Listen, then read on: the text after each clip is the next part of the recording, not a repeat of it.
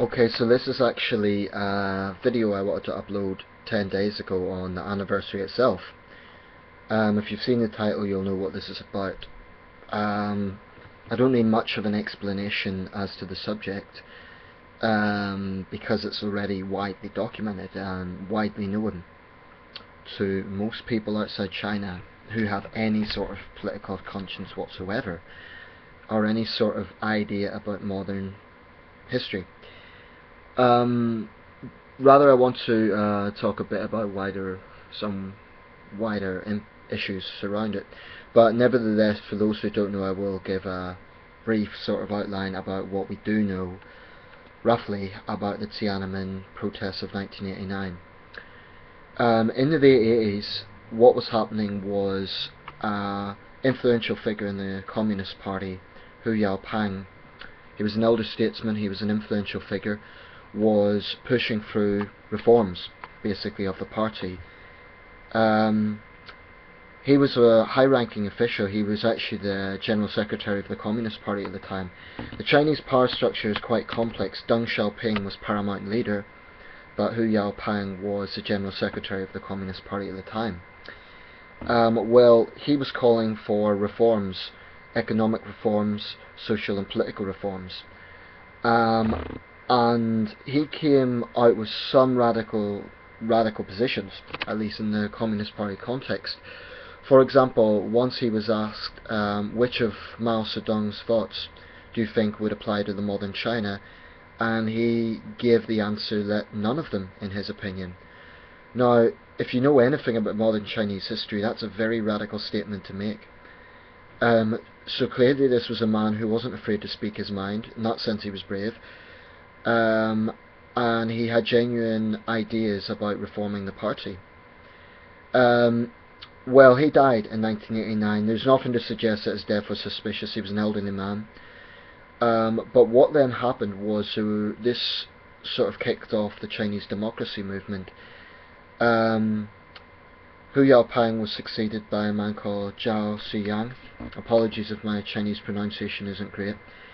Zhao Ziyang shared a lot of his ideals about reforms, but he himself didn't last very long, and he found himself purged shortly afterwards.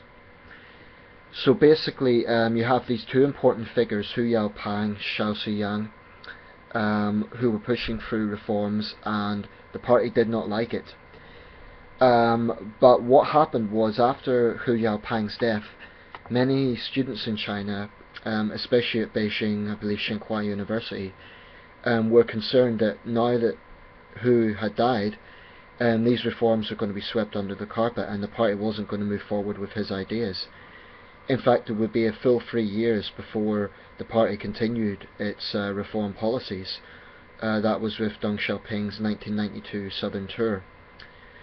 There's a lot of things about Tiananmen that are sometimes misinterpreted or misunderstood. One of the common misconceptions is that everyone involved were students. We often hear about the students protesting at Tiananmen Square. Well, it is true that students initiated the protests, so from that point of view their role was critical. But actually there was a very wide cross-section of the Chinese community, Chinese society I should say, who were very unhappy about the way things were going and who were protesting against the CPC. That included party members, it included ordinary citizens who were fed up with corruption and nepotism. For example, Deng Xiaoping's sons getting senior positions. Actually similar to some of the issues that ordinary Chinese are concerned about today. So this wasn't necessarily a case that was sort of a big backlash against the party and a sort of push for Western style democracy. It's not as simple as that. In some ways it is similar to the sort of protests that we've been seeing in the Arabian Spring.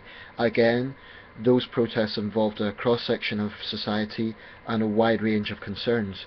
Democracy is one of them, hence the birth of the Chinese democracy movement, but it is not quite a simple case that this was sort of liberal-minded students who wanted reforms. There was a very wide range of people who were protesting against the CPC. We know that from primary sources of the time. Now, there's a lot of things to say about Tiananmen Square. One of the most famous images was this. The Tiananmen Tank Man. That image was actually taken the day after the massacre, and what you had was this lone man. No one knows exactly who he was, whether he was a civilian or a student. There's very little information available about him. But basically that became an iconic image, and absolutely one of the most iconic images of the 20th century. This was the day after the massacre. I'll speak more about that in a minute. And you had this lone man bravely standing in front of a row of tanks advancing. I'm not sure what thoroughfare that is. I think it's the big road. I think it's called Panda Road. I'm not sure. I don't know exactly what that thoroughfare is. But this became a very iconic image. And there's several notable things about it. Number one is the undeniable courage of the tank man. It became a worldwide symbol of defiance against totalitarianism. But another important thing that is sometimes overlooked about that famous image is the fact that the soldier driving the tank clearly had some compassion. There's several times that he tries to drive around the man. They stop. They obviously don't want to run him over. So one of the things that we need to remember about the Tiananmen Square crackdown is the PLA itself seems to be divided. We shouldn't portray the PLA soldiers as being sadistic thugs who wanted to kill civilians. Some of them did, but there's a lot of complexities about that day, and I think one thing we need to remember is the PLA itself, that means People's Liberation Army, was clearly divided. And this is often the case when you get a people power style uprising. There's other examples around the world where an army has been reluctant to fire on its own people. No doubt there was young soldiers that day, feeling immense stress, feeling immense pressure, and not knowing exactly what to do or whose orders to follow. So I think we need to bear that in mind. In terms of the casualty figures, no one knows for sure. It is absolutely indisputable that after weeks of these protests, on June the 4th, 1989, there was a large-scale massacre. That is absolutely indisputable. Now, why is it called the Tiananmen Square Massacre? A lot of sources now suggest that the massacre didn't actually take place in the square itself, although there may have been some deaths there. I think the reason it gets that name is because that was the focus point of the protests. Equivalent today of Tahrir Square in Egypt, which has also become symbolic of protest, but in Cairo. But the sort of issues that were going on,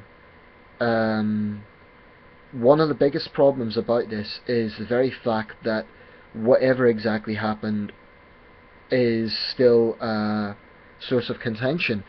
There are some things that are absolutely undeniable. Number one, there was a massacre.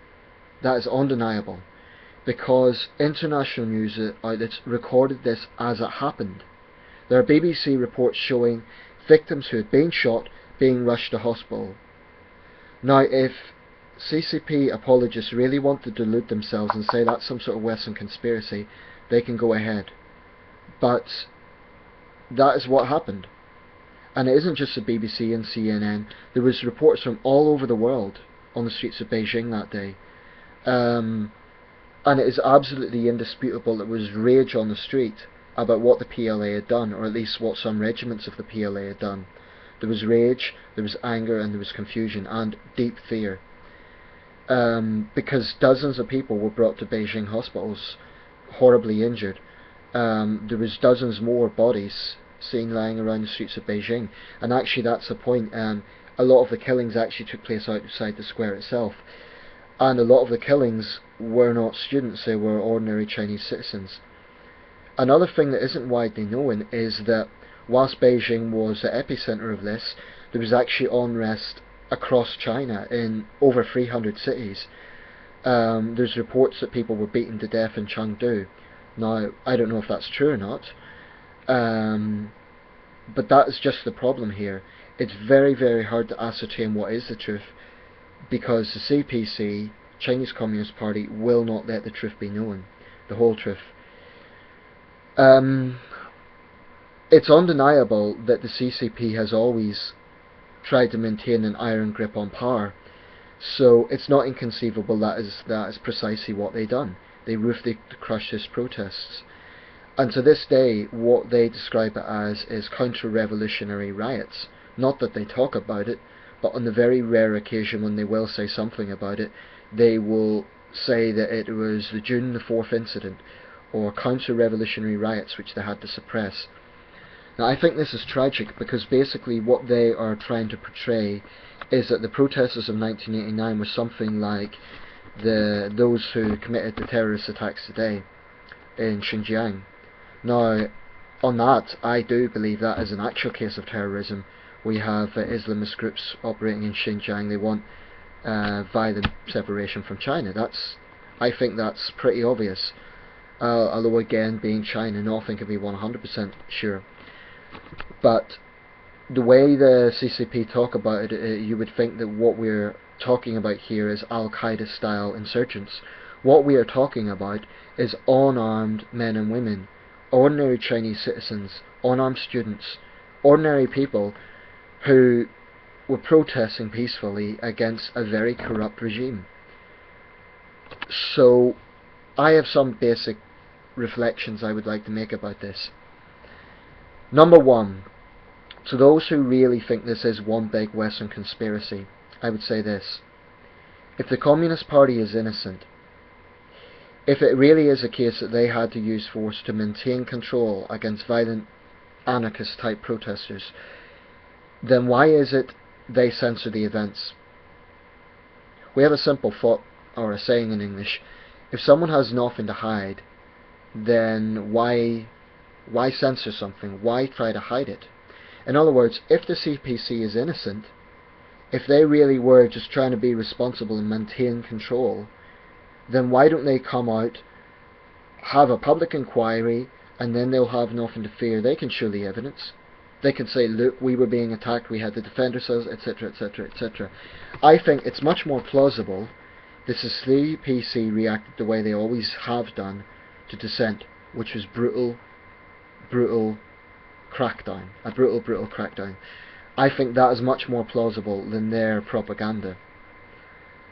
And the tragedy is, there's a whole generation of young Chinese growing up now, who are now in their teens, who are basically being denied their own history. They're being subjected to a whitewashing. And this is not something that happened 100 years ago. This is something that happened 25 years ago. It's not a huge amount of time. It's well within living memory. Consider this: the people who were at Tiananmen Square, the students, let's say they were in their early 20s at that time, now they would only be in their mid to late 40s. In other words, they're still young people. So this is not something in the Dark Ages, and that is why it is so critical that this cannot be whitewashed, it cannot be forgotten. And the way I see it is, if the CPC is innocent, then why are they censoring it? I would like someone to explain that, to give a reason why they would do that, if they have nothing to hide. But that's the problem in China. Censorship is so powerful. And this is a country that will not confront its past. That is not saying the Chinese people won't. It's saying that the one-party regime that runs China refuses to let people see their own history. So sadly, you do have many people who will buy into the CCP line. Even those who were around in 1989, they knew something happened. They have probably bought into the CCP propaganda about it, because maybe they weren't in Beijing themselves at that time. The people will say, oh well, you weren't in Beijing either. That's true. And I will never say that I know absolutely everything about that day. I wasn't in Beijing. I don't know everything about it. But I am convinced about some things. I am convinced that innocent, unarmed protesters were brutally killed. I am convinced that the Communist Party is hiding the facts. And I am convinced that, as an obvious byproduct of them hiding the facts, they have something to hide about their culpability. I mean, look at the fact that Xiao Ziyang, who wanted reforms, was purged. Look at the fact that Li Peng, who was responsible, the highest ranking official that day responsible for the crackdown, he's never been brought to justice, and I doubt it'll happen now. He's 85 years old.